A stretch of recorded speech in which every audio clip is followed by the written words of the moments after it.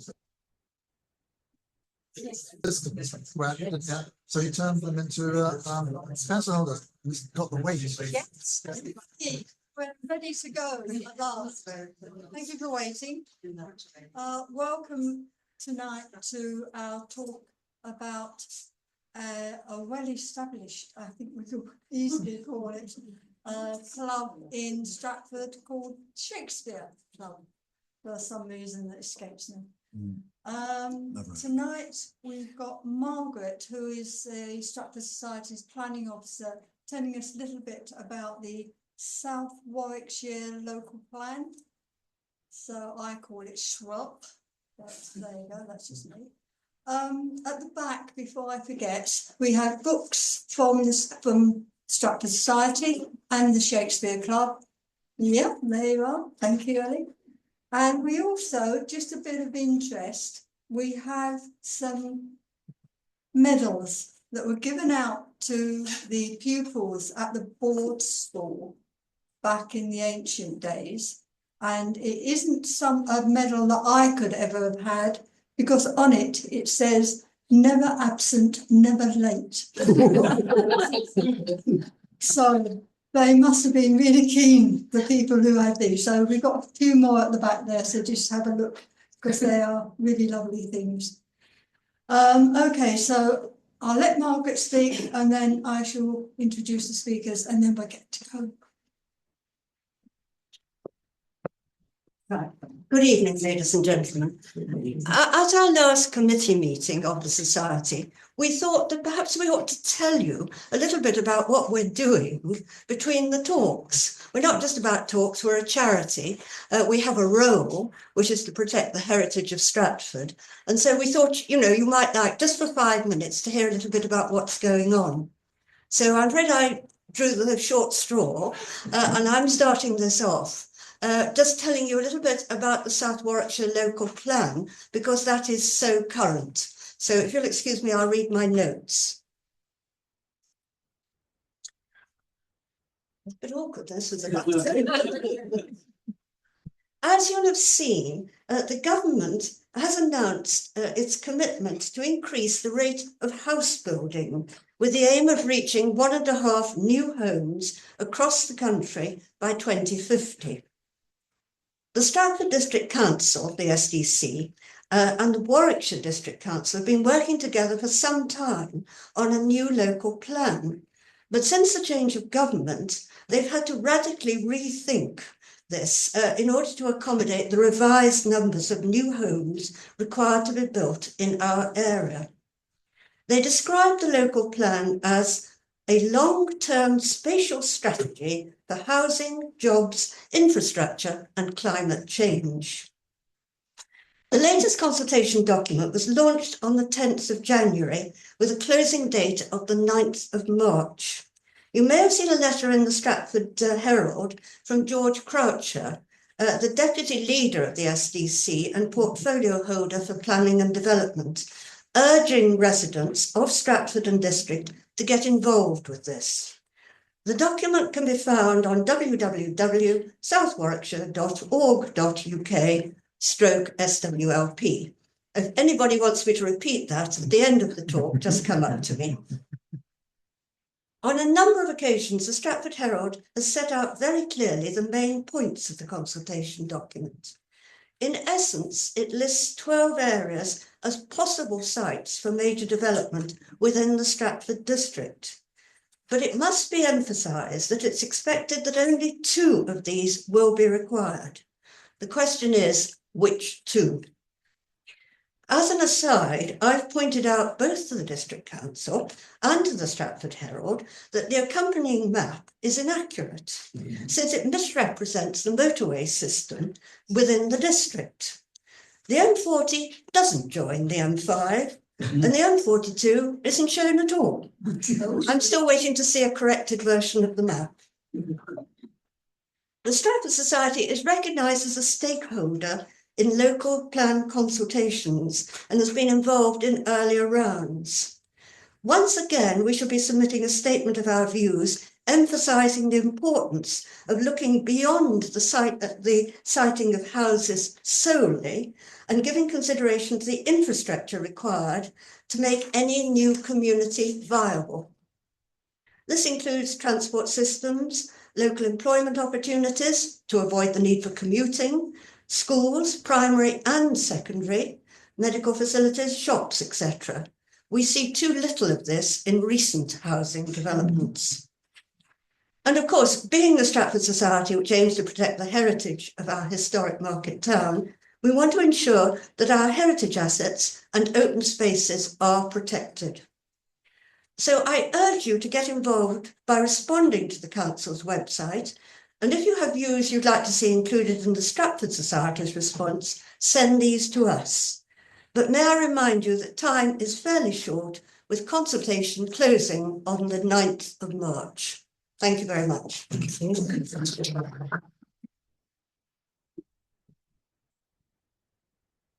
you, Margaret. I don't know if anybody's actually gone onto the website yet, but it is slightly horrendous with over 400 pages or something. So just look at the bit you're interested in is my advice. Anyway, so here we go. The Shakespeare Club was Stratford-upon-Avon, which has been in existence since 1824. I think it had a bit of a rough ride to begin with. You'll hear in a moment. Yes. So without more ado, please welcome Susan Block to tell us all about it.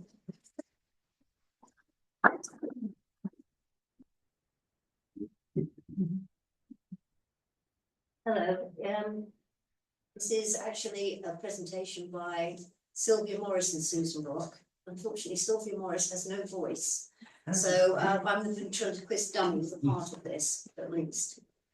Well, 2024 was an absolutely momentous year for the Shakespeare Club, and we were delighted to we were delighted to be invited to come and talk to you, both to mark the occasion of our 200th anniversary and also to share our experiences of the celebrations themselves. So we could have done this last year, but in fact, I found it extremely useful to look back at what we did and how it was and why we made the decisions we did. Sometimes it's impossible to know, but we are enjoying actually looking in retrospect at what we did and what we achieved. Now, the club's history is an alternative history of Stratford-on-Avon, we feel, in which the people of Stratford asserted their pride in Shakespeare as a local poet by celebrating his birthday in their own way, as Stratford transformed itself into a place of pilgrimage. One of the club's early objectives was to promote and support the preservation of Shakespeare's Stratford, a role which the Stratford Society now does so effectively. So, in a rather fanciful literary way, I'd like to think of the Shakespeare Club and the Stratford Society, founded more than a century later than us, are like to a double cherry, seeming parted, but yet a union in partition, as Shakespeare wrote in Midsummer Night's Dream. I just get a bit of Shakespeare and really get on to the sort of nuts and bolts. So I'm going to start with an illustrated review of the early years of the club following its establishment in April 1824, and then conclude with some reflections on the 2024 celebrations. Right. There we go. Stratford is fortunate to have many buildings that have survived the centuries, including churches, domestic and commercial premises, and so on. Bob Behrman, who's here this evening, has spent much of his career tracking and protecting these, and the cradle to grave route is lined with listed and protected buildings. It's not easy to preserve the built environment, but the story of the people of the town, what was important to them, and the efforts they made to shape it is even more difficult to recover. About 10 years ago, we were asked to write a chapter in a book about the Shakespeare celebrations in Stratford. We were both involved in the Shakespeare Club and knew it dated back to 1824, but until we started digging, we didn't realise what an extraordinary history it has, though its early years are poorly documented. We're fortunate to have this image of the Falcon, where the club was founded, sketched by Captain James Saunders, a local antiquarian, in about 1820. This organisation began the preservation of the buildings of the town long before bodies like the Society for the Protection of Ancient Buildings and the National Trust were founded. If you want. So if you want to know more about the club's achievements, I can recommend the book that we published in 2016, copies at the back, only £10. We were surprised by the scale of the club's early achievements, knowing how limited its activities are now, mainly providing a programme of lectures for its members, and how few people locally are even aware of its existence. The club's contribution to the setting up of the Birthplace Trust, for example, is rarely mentioned. Visitors coming to Stratford must have been unimpressed by the dilapidated state of the birthplace. You can see it over there on the right-hand side. And for all the poetry about the soft-flowing Avon and the charm of the town, they had to return to find their immortal Shakespeare on the London stage, not in his hometown. This map dates back to 1759. Even before the Shakespeare industry took root, it's worth noticing that, as well as landmarks like the church and the college, both the birthplace and new place are marked out, suggesting that people were already visiting them. But there was no organisation with Shakespeare in its name before the foundation of the club in 1824. Nobody to promote the story of his life, to save the town he knew, and to remember his works. The club was set up at least partly to change this, but in doing so, the founders actually changed Stratfordians' perception of themselves. They began to see that they had to be the guardians of Shakespeare's town and reputation, not the gentry, not the historians or politicians, ordinary people, fittingly because Shakespeare came from an ordinary family too. Repeated over and over again in speeches about the club in its early days is the observation that the committee were, with only one or two exceptions, the tradesmen of the borough. The club's original aim was to pay an annual tribute to Shakespeare's memory by a public dinner on his birthday, and later to carry out some public and honorary exhibition to be displayed by them commemorative of their patron. They took as their model the events of the Garrick Jubilee, which had happened some time before, even though for all that Jubilee's praise of Warwickshire, just about everything was imported from London. Even the waiters came up from town. The locals were reduced to being gawping spectators or money-grabbing purveyors of food and drink. But in the 50 years after Garrick's Jubilee, all local efforts to promote Shakespeare failed, partly because Londoners wanted to keep Shakespeare in the capital, where he belonged. So increasing local involvement was an achievement in itself. Most writers have ignored a little book published just a couple of weeks before the club was founded. It's called The Historical and Descriptive Account of the Birthplace of Shakespeare. The text was by local historian W.B. Wheeler, with illustrations by his young friend Charles Frederick Green. This was the first item ever published devoted solely to the birthplace. Need I tell you that Mr. Green was one of the founder members of the club, and this is his drawing of the birthplace. The illustrations, unlike those that idealise the birthplace elsewhere, are honest if naive, and Wheeler too pulls no punches, describing the house as humble and dilapidated, but interesting, now possessing a cheerless appearance, and noting that it housed a butcher's shop. Wheeler confirms the value of local tradition. It's been the invariable tradition of the town that our bard drew his first breath upon the 23rd of April, 1564. It's the people's ideas that count. This image shows what the butcher's shop was like in 1824 by Mr. Green, with joints of meat hanging up and a customer waiting to be served. It isn't the view that tourists are normally offered, but Green, by profession a hatter, was not interested in fantasy. Like other Shakespeare Club members, he came from the same class as Shakespeare and was proud of it. From the 1740s, there have been concerted efforts to turn Shakespeare into a national hero. The statue in Westminster Abbey was just the first of many representations that made him into a refined 18th century gentleman. And this was the basis for the statue of Shakespeare on the town hall, which you can see here. Not everybody liked this version. Joseph Green, one of the first people in Stratford to take a great interest in Shakespeare, wrote that the Westminster Abbey statue was a pompous cenotaph, more likely to present Methuselah than our poet. As Londoners created their version of Shakespeare, Stratfordians promoted theirs. Joseph Green preferred the church bust, as did the club. The club promoted local events and stories like the mulberry tree, the legend of the crab tree, under which Shakespeare is said to have slept following a drinking match, the deer stealing at Charlcote. Their Shakespeare was the young Warwickshire wag. Redressing this balance was a great achievement for locals led by the club. They refused to accept the gentrification of their Shakespeare. We don't question the fact now that there is a major theatre in Stratford for the performance of his plays.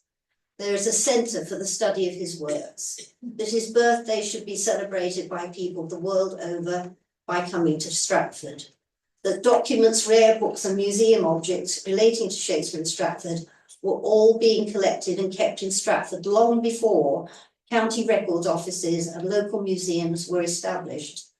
This was due to the club's efforts and making Stratford becoming the centre for the celebration of his life and works, which it is now. The youth and lack of experience of the early club members made them a target for ridicule. Captain James Saunders, who I've mentioned before, the local antiquarian and a member of the club's first committee, misquoting Shakespeare, called them hard-hearted men that work in Stratford here, which never laboured in their minds till now. What a put down. He was a terrible man, Captain Saunders, although very entertainingly rude. Almost all the records of the early club have been lost. It's easy to dismiss the monthly meetings at the Falcon as just boozy times, but they must have used them for planning, perhaps even some discussion about Shakespeare's work. One member recited his own poetry, and songs like the Shakespearean Club Catch were sung. This is a fictional version of what those meetings might have been like, with Mr. Pickwick addressing the Pickwick Club, according to Dickens, on 12th of May, 1827, only 4 years after the Shakespeare Club was founded. The club set up at the Falcon was surely not far from this, although it's to be hoped that the members were a bit more enthusiastic and somebody steeply dazed round that table. The club held annual dinners at on Shakespeare's birthday in the upstairs room of the town hall, which was known then as Shakespeare's Hall. These were much grander events, with eventually over 200 men dining together. Again, we have no pictures, but this later engraving from Punch shows a group of gentlemen in an elegant room hung with portraits, drinking toasts, which always formed a large part of the proceedings and still does. But we do have a description of a Shakespeare Club dinner. For the 1827 banquet, the room was, I quote, tastefully decorated with festoons of evergreens, wreaths of flowers and scrolls bearing appropriate mottos and devices. Over the portrait of Shakespeare was inscribed from Hamlet, "We shall not look upon his like again," and above that of Garrick, "He suited the action to the word." Over the entrance into the apartment was placed a well-executed transparency representing the bard striking his lyre and rising in splendour like another Apollo. And on the opposite side of the room, mottos on blue silk tastefully hung over the windows. Proceedings started with the entrance of the mayor, who led the song Non Nobis Domine, the song of thankfulness sung both in Shakespeare's Henry V and in reality after the Battle of Agincourt. Dinner started around 3 p.m. The mayor, ex officio president of the club until 1941, and officials usually left modestly about 11 o'clock after a mere 8 hours. In 1832, a great number stayed to hear the chimes at midnight. We could not undertake to say that all had departed even at the first peep of dawn, an observer records. And another notice that they had spent 12 hours in the same room. It turned out to be dreadful. In one description, over 30 pieces of music are listed, interspersed with toasts and speeches, some of which must have gone on for 20 minutes or more. The Victorians were nothing if not dogged in their celebrations. This ticket was issued for the dinner in 1828 and was bought by Mr. W. Coles. This is part of the Shakespeare Club archive, which is in the Shakespeare Birthplace Trust. Mr. Coles was a baker. It's recorded that in the 1827 birthday procession, Mr. C. Coles, perhaps his brother, dressed up as the ghost of Banquo, and Master Coles was Puck. Mr. W. Coles on that occasion was busy making and selling Jubilee biscuits from this bakery in Wood Street. An advertisement for this is now at the Folger Shakespeare Library in Washington, D.C. Coles must have been one of those criticised by James Saunders for being concerned only with turning the tide of pecuniary expenditure into his own line of trade. Here's a more recent view of the birthday dinner, this one in the Town Hall in 1925, packed with men and women. Women don't feature a lot in the early history of the club. They weren't allowed to be members until 1901 or to attend the dinner. In 1839, many ladies and respectable persons viewed the preparations for the banquet, which caused much gratification. Women could admire the room, but not sit in it. In 1848, a gallery was built in this room to accommodate ladies, but only as spectators, for which they paid 2 and 6pence. Actress Isabella Glynn, that you see here, was the first woman to take an active role at the Shakespeare Club dinner, giving the toast of the immortal memory to William Shakespeare in 1873. She was a famous Lady Macbeth and Cleopatra, and earlier in the day had delivered selections from Hamlet. And Mrs. Scriven, the wife of a local coal dealer, became the first female committee member in 1918. And things improved later in the 20th century, with the first woman mayor, Annie Justins, being the club's president, and Peggy Ashcroft, the first woman elected president of the whole club. Many women have made outstanding contributions to the club since, and so have many men. Here is one, Dr. John Connolly, a doctor who lived next door to the Birthplace Trust. He spoke several times about the respectability of the club, the decorum of the meetings, and its laudable objects that raised it above being a mere drinking club. He was a master of the persuasive speech at club dinners, possibly one of the 20-minute men, suggesting in 1834 that the club take responsibility for the church monuments, and the following year suggested that the club should do the same for the birthplace and other buildings associated with Shakespeare. That's a full 12 years before the birthplace was purchased. And after the purchase, the club, though through the Stratford Birthplace Committee, which it more or less ran, cared for the birthplace and saw the repairs through. There was a serious side to the club's activities, and nobody did more to promote this than Connolly.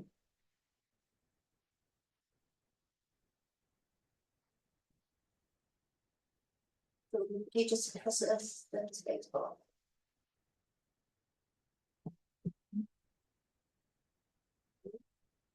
There it is. Here we go.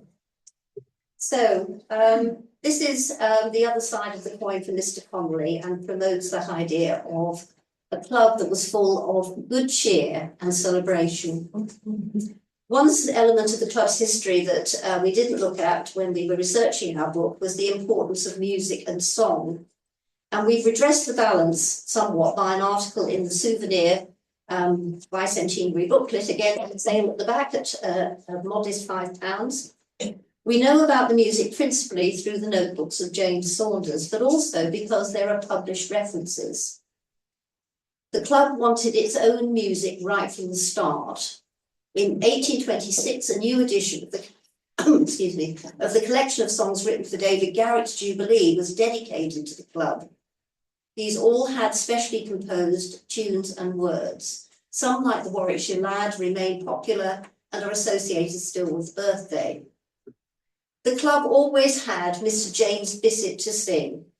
He loved writing and singing songs, and in 1827, he published a special collection of his songs created for the club. He adapted popular ballads, changing the words, but using known tunes to make them easy to sing.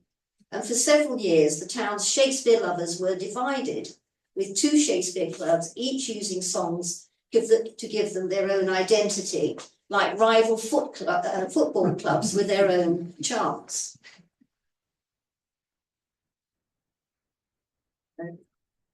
Yeah, thank you.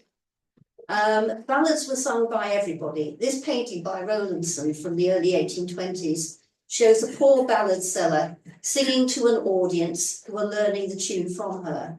She would have sold the words on printed sheets of paper called broadsides, and ballads would also have been sung at public houses, at family get-togethers, in private homes and events. Shakespeare writes his own ballad singer, the rascally Autolycus, in Winter's Tale. Again, sorry, thank you. This is such a lovely picture, a reminder of what a typical country church choir might have been like, with a motley collection of instruments, some people reading the words, some singing from memory. Singing was part of everybody's life in a way that it is simply not now. Songs brought people together, and it's interesting to see how the words, written by members, define the aims and priorities of the club. So we can change it, thank you. Here's a page from Captain Saunders' notebook, in which he transcribed the words and music. Sylvia became particularly intrigued by this one, a drinking song written by James Bissett, whose portrait we've just seen, the Shakespeare Club Catch. Its words describe the monthly meetings, particularly the refreshments supplied by the Falkland landlord, Mr. Ashfield. I think you can probably read some of it. See the brimming, sparkling glass of Ashfield's rich and famous ale. Our hearts to cheer his amber beer can surely, surely never fail. It must have been sung at the meetings, but what was the tune? Eventually, Sylvia found a reference to the name of the song, and using the wonders of the internet, found several recordings of the song called Hark the Merry Christchurch Bells, just with different words. Here's a snatch of it. Hark the first church bell, the bell that every day I saw, and they sang so wondrous, great so come to spread, and the virgin just before the deep. Hark the first church bells, that I saw, they sang so, but the devil commands to leave his land, and he is a mighty fall. So it sounds quite sedate, but when sung by 200 tits of men, was probably quite jolly. Right, next one. One of the ballads that became known as the Shakespeare Club song was always sung at dinners. Now this one uses the famous tune of Rule Britannia, but the club's words are Rule great Shakespeare rules the stage. We sang this at our anniversary tea, led by Lindsay and Sandra MacDonald, among others, but we're not going to make you sing it now. We found that the words were actually a rather poor fit to the tune, and you had to be quite clever at holding your vibrato long enough to get to the end of the phrase. If you could just change the slide, please. This last song is called Shakespeare's Birth. It was written and sung by our friend Mr. Green, who illustrated the birthplace so well. Finding the tune this time was more difficult. Captain Saunders' transcription was inaccurate, but Tim Raystrick found that the words fit the hymn, crown him with many crowns, and I'm going to play a rousing version of it, though I know it's not authentic. Just going to change it, thank you. So these are the words. In peace we celebrate the triumph of old earth, and hail the day with hearts elate that gave our Shakespeare birth. His name all feelings blends in jubilee of heart, and even we who met as friends, still better friends will part. Mr. Green's sentiments in this song are surprisingly modern, emphasising the importance of peace and inclusion. Sylvia was reminded of the end of the Comedy of Errors, where the Dromios leave the stage. Let's go hand in hand, not one before another. It's a very Shakespearean gesture of fellowship. And the last verse is, our cause knows no confines of nation, sect or clan, but in its wide embrace combines the family of man. The selfish passions blind be from our bosoms hold. We toast the friend of humankind, the poet of the world.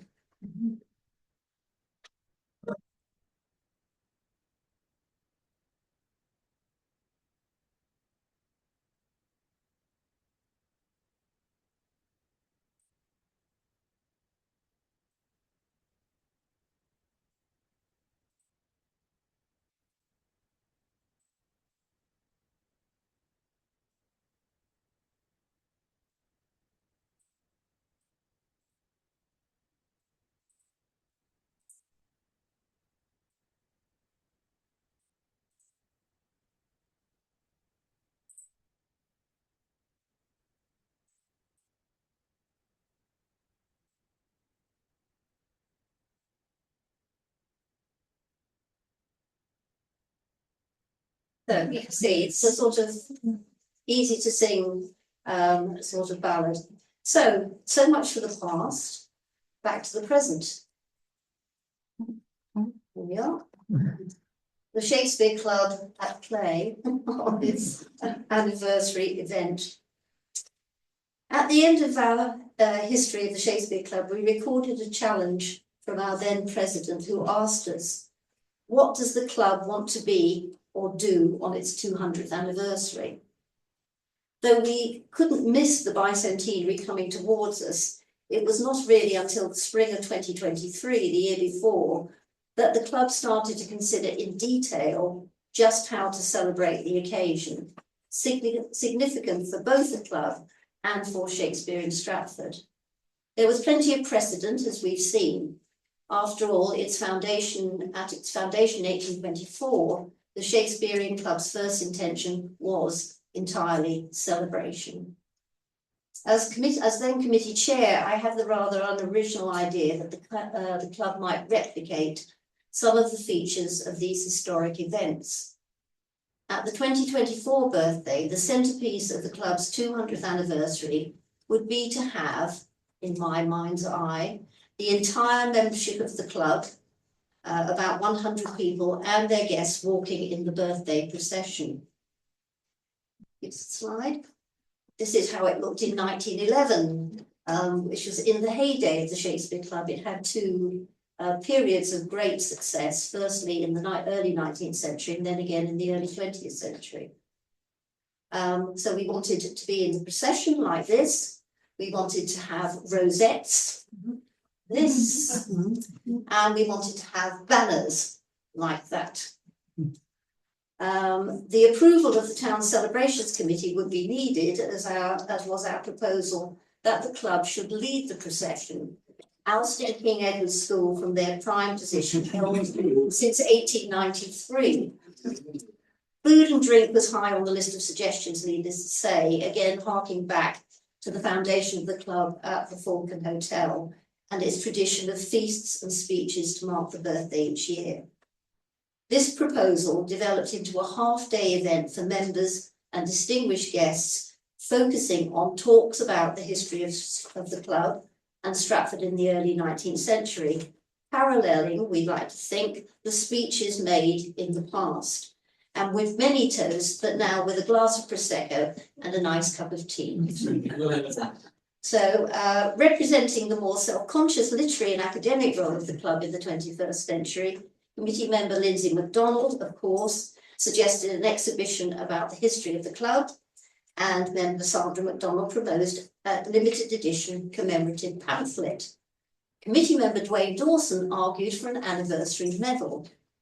Now, by December 2023, this list of ideas had been firmed up, and in January, we suddenly realised that we only had 15 weeks to do it all, and with limited resources. I was surprised when I actually checked, for the purpose of this talk, that the total cost of the whole thing was just over £2,000. And it was just about that because that's what we could afford. So we came in within budget. So, slide. So, the first thing we did was we had a tea and a little seminar, which was at the town hall, where we had celebrated so many dinners in the past, to which all living past presidents we felt should be invited, chaired by Vice President Roger Pringle and with Sylvia Morris and Robert Behrman as speakers. Next slide. We wanted banners and rosettes, and here we are forming up on Waterside with banners and rosettes on the most beautiful day of the year. We were so lucky. We wanted souvenirs, and we created bookmarks, which are at the back for you to help yourself, and of course, this souvenir booklet with essays by Bob Behrman, Sylvia Morris, and Sandra MacDonald. We produced an exhibition, a panel exhibition, which was in the public library for 3 weeks in April. And as a late addition to our ideas, we established a modest annual bursary of £300 for 3 years to support British students to carry out research in Stratford, to be named the Shakespeare Club Stratford-upon-Avon Bicentenary Bursary. We've had one round of applications for that. It was very interesting that most of the applications came from students at the Shakespeare Institute who now no longer live in Stratford. Most of them are working remotely or based in Birmingham on the campus.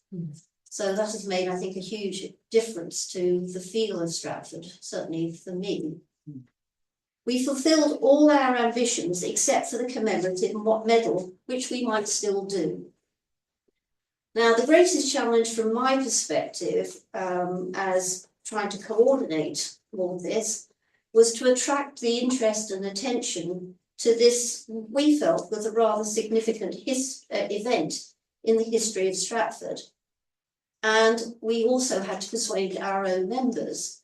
Devoted though they are to Shakespeare, they did not necessarily have a strong feeling of the club's importance. The media were very slow to respond, and Stratford's newspaper dragged its feet in offering prominent coverage. I must say, I was like banging my head against the brick wall. Even the local volunteer radio station failed to organise any interviews, although we did have some coverage on local BBC TV. Could you change the slide? I was interviewed on the day of the procession, and it was on TV, so I had my 5 minutes of fame. And more importantly, we got several spots on Radio 3's breakfast programme, which was entirely due to a personal connection with Pet Shop Trelawney, but that went out across the UK, so we felt we'd made a mark at least. The Stratford Public Library, while content to host an exhibition in the foyer, made no effort to publicise it. Of the 4 town bookshops, only the Shakespeare Hospice bookshop agreed to a small display in its windows. By 2024, the club had 81 elected presidents, of whom 25 were alive and might have taken part in the celebrations by either attending the half-day event or the birthday procession. For financial reasons, only the 10 who were most likely to accept were invited, but only 6 of them actually attended. Representatives of Stratford organisations like the Shakespeare Birthplace Trust and the Royal Shakespeare Company were totally absent. The committee agreed that the cost of hosting members of other UK Shakespeare clubs and societies would be prohibitive, and actually, in the end, only 1/3 of the membership actually processed. Now, my rather Eeyorish gloom about all of this, in retrospect, after such a lot of celebratory occasions, seems to be traditional with the club. At the 100th anniversary of the club in 1924, the retiring president complained of lack of support for the club, declaring that the membership was only 269 when it ought to have been at least 500 or even 1,000. We were very pleased with 100. But the sun shone. Next slide, please. We formed up in procession. Next slide. We led the procession. There we are behind the band. And the next slide. And we all thoroughly enjoyed walking through the town. Next slide. And past the Shakespeare Hotel hostelry and then into the church. That was the high spot, I felt. The town's civic institutions, the town council, King Edward's School and Holy Trinity Church were enthusiastic supporters. The cares gave way so gracefully to us, and the church was welcoming and organised a sermon delivered by Professor Alison Shell, which specifically referenced the role of the club, and there were readings by 2 club members. These reactions made me think again about the club and its mission. In celebrating the 200th anniversary of the club, we went back to our roots. We met in a hall, in a room at Stratford's Town Hall, formerly Shakespeare's Hall, where the club's annual dinners were held from 1826 and most of its meetings in the late 19th century until 1874. Next, here we are. We welcomed as our speakers 2 local scholars, Robert Baird and Sylvia Morris, who've devoted their professional lives to the study and preservation of the history of Shakespeare's town and works. We welcomed as our guests past presidents with strong connections to Stratford, who have done the same. Stanley Wells, Michael Dobson, Russell Jackson, Lena Alling, one of the trustees of the birthplace, Professor Carol Rutter, and Roger Pringle.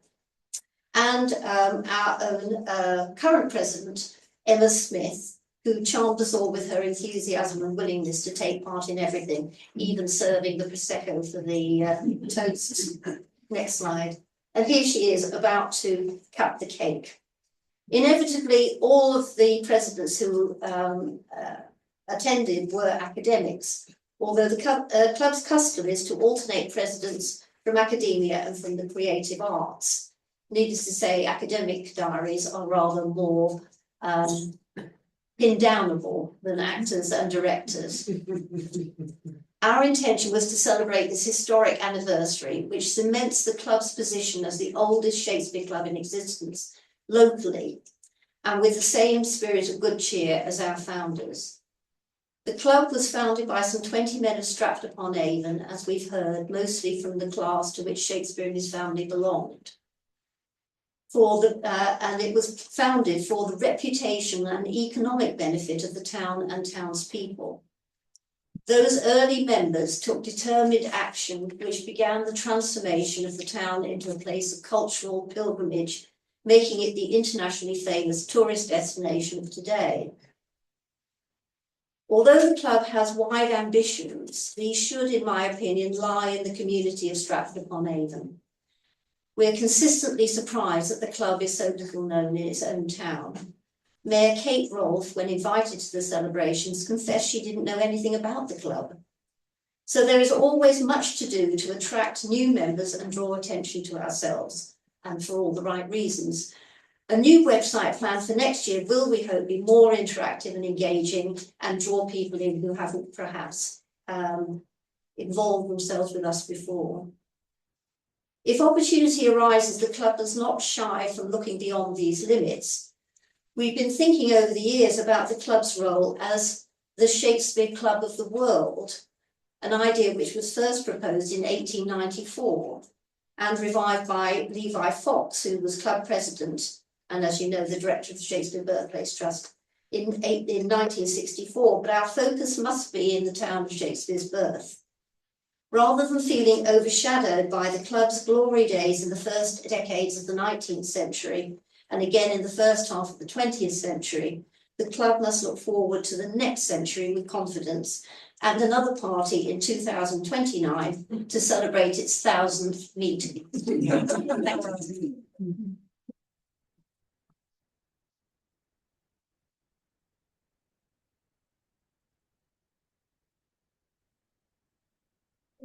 anybody got any questions? Yeah. I'm fascinated by this constant urge to try to gentrify Shakespeare, and we've seen its most recent sort of appearance in both this great adoption of the Cobb portrait, which I did see on a pub sign in Covent Garden, and also as the Shakespeare, and also that statue that was put up by the birthplace, which, I mean, both, as far as I'm concerned, are some anonymous early 17th century courtier who we know what Shakespeare looked like. He's on that bust, his family put it up, and they stood in front of it, just as we would stand in front of a picture of our parents and say, yeah, that looks just like Dad. No one would raise a monument to a man with a balding pate and looking very far from the young Adonis that the Cobb portrait presents. So I was slightly surprised there wasn't more pushback on the basis of what you've said from the Shakespeare Club when this cult of the Cobb portrait and what I consider that ghastly statue arose. Well, I suppose, to be truthful, one answer was that one of the great defenders of the Cobb portrait is Stanley Wells, who's been our president for on three occasions, holding the record, and a man who is much loved by the club. And one doesn't like to say, "We don't believe you." I think, to be honest, the club has gentrified itself because the people who are now our members are people like me, who are middle class, older than middle-aged, middle Shakespeare lovers, many teachers, many well-educated people. We're not, I would guess, I don't know this, I don't know if you know, Sylvia, are there any tradesmen amongst our members these days?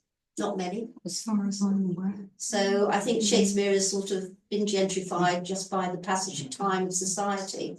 But I quite take your point about these statues that are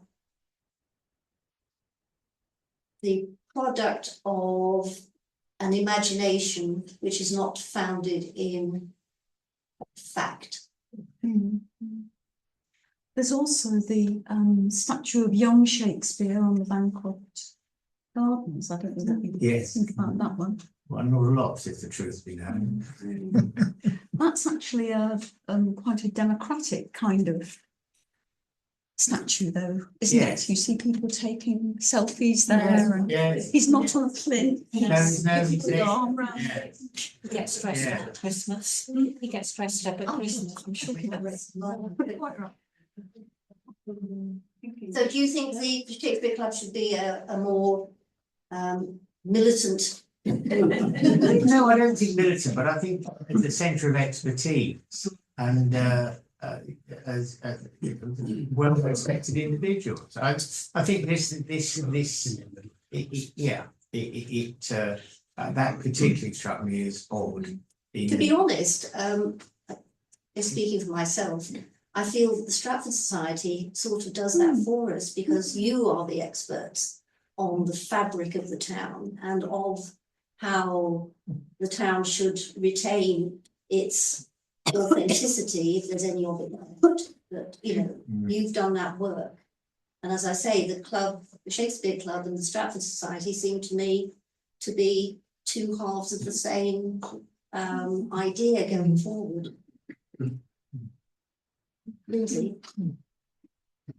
Yes, thank you, Susan. That was masterful, I think, in your overview of the history of the club. I should say that there is a previous incarnation of the club about 30 years earlier. You're not supposed to say that. That undercuts the whole thing. No, quite the contrary. I think it led to the formation of the Shakespeare Club. This was organised by a colourful Stratford man, John Jordan. Oh, John Jordan, yes. Who was a wheelwright by profession and poet. He lived in a timber-framed building at the end of Ely Street, on the corner of Rother Street, more or less opposite Mason's Court. And he organised weekly, I think, maybe monthly meetings at the Falcon Inn for Shakespeare. And it consisted of drinking and toasting and reading poetry, singing songs. But it was all the local townspeople. They were ordinary people. And how long did it they go on met for? 10 years perhaps. Really? I've never heard of that. I'm very aware of the earlier, much more metropolitan events that were from about 10 years before the club was founded. But I've not heard of these. Where is it documented? All of his diaries and manuscript letters and so on are in the birthplace. The birthplace record. It was Bob who put me on to him. Perhaps you'd like to say something more about him, Bob. Well, I wrote the entry of John Jordan in the Dictionary of National Biography, but I don't regard myself as being a great expert on this. I don't recall a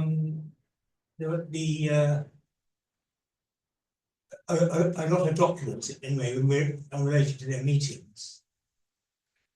There are some. Yeah. I thought Jordan was best known for being a sort of slightly unreliable guide of Shakespearean things not involved in the islands. If he didn't have evidence, he made it up. Yeah, that's what you do. Well established research. Well, thank you. I think we'll need to look into that before we give another talk about the older Shakespeare Club. Mind you, we do have the caveat in existence. I mean, there are lots of Shakespeare clubs that haven't made the course, and that's not to say that the Shakespeare Club at various times hasn't gone slightly into eclipse. After the tercentenary in 1864, there was meetings continued, but they were very intermittent and mostly committee meetings rather than anything else. And I can sort of understand, having got through the 200th anniversary, you just go, no, I just want to sit still for a bit. So I think the inexistence is the crucial factor in our claim to fame. I think, worldwide, in Stratford itself, I think it has other important things to say about itself. But I think the longevity of it is part of its claim. Is a gentleman behind us? I was just going to say that President Trump has just announced one of his many executive orders, and he's saying that he's going to change the name of the Gulf of Mexico to the Gulf of America. I think we could follow that and start moving into any place in America which has got a Stratford name. And starting up some rebel groups. I think that's a brilliant idea, and in fact, it's sort of happened because there is an organisation called Shakespeare's of the Stratfords of the World, that Tim Raystrick is involved with, and that has that has made connections, and there are a lot of Stratfords in the world, but that could keep us busy for quite a while. Yes, we'd have to do research visits. Yes, absolutely. Thank you. Yes. I noticed that one of your earlier slides showed the royal Shakespeare. Yes, that's right. It was And it says with the king. Yes. Do you think we should try and get ourselves? Well, that's a good one. It was the Royal Shakespeare Club for about 4 years, I think. It was the patron was George the Fourth, right at the end of his reign, and he popped his clogs before really we could exploit it too far. We kept using the name for quite a while, partly because we had the headed note paper. We did think of, well, it's been thought about, and to be honest, in this day and age, from what you've heard, I would say that we don't. I can't imagine, apart from Charles thinking, oh, sweet, that we have a claim to ask for royal patronage. Oh, he comes to the theatre. I know he does, but he doesn't come to the Shakespeare Club. Perhaps I would send them an invitation. But yes, we have thought about it, and we've also thought about inviting, you know, royalty, well, in fact, to one of the anniversary things, and then I think we're our world's worst enemy, because we can think of lots of reasons why it won't work, rather than just plunging in and just going, oh, we'll give it a go. But the idea of the security, the complexity of having King Charles march at the head of our procession, it's not going to happen, is it? So, but it does come up from time to time, and as you say, King Charles has got a soft spot for Shakespeare and comes to the theatre and so on. So perhaps we'll see how things go. Yes. I'm sort of harking back to what you said about class.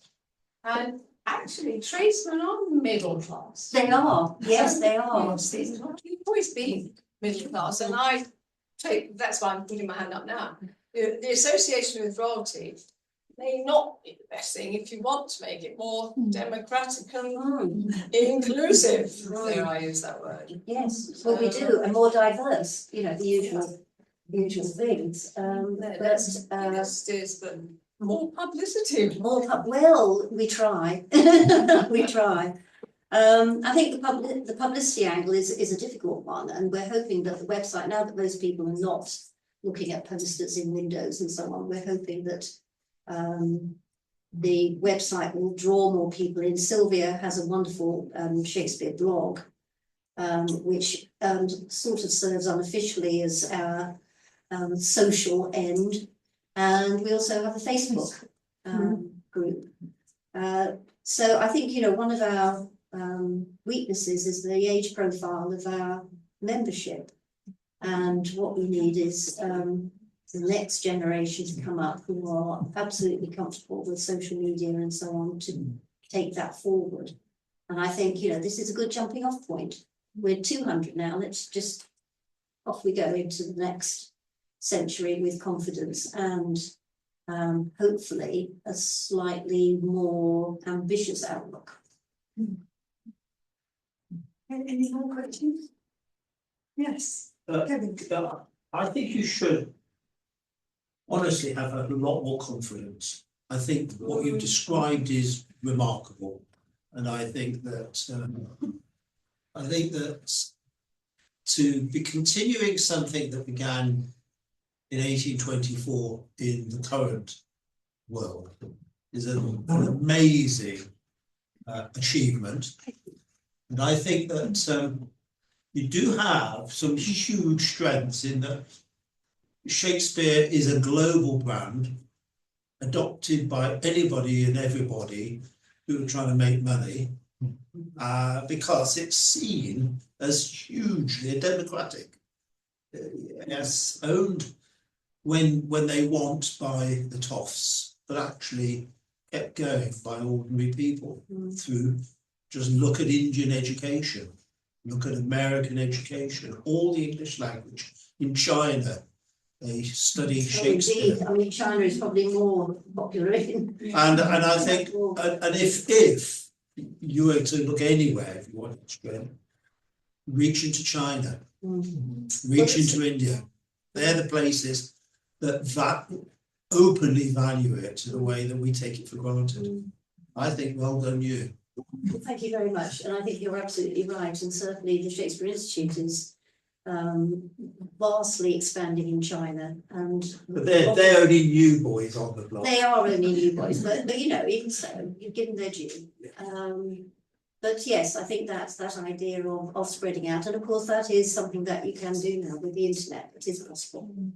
So with the new Wizzy website, you know. We need to get onto TikTok, I think. When it's Yeah, I think a podcast. We've got, yes, I suppose, yes, podcasts. Podcasts are the way that people listen and catch up with things. Intrigued by me. I mean, I listen to about 10. Be careful what you wish for, otherwise. I know nothing about podcasts, but I listen to them, and I know a lot of people who listen to podcasts, because you can listen when you want. It hasn't got to be a set time, although they're usually weekly, which is a bit of a chore. You could choose the intervals, you know, because things like this are all work. I do understand that. But most people I know, my age and my contemporaries and other people, much older than me, listen to podcasts. They are. I think one of our challenges is the size of the membership and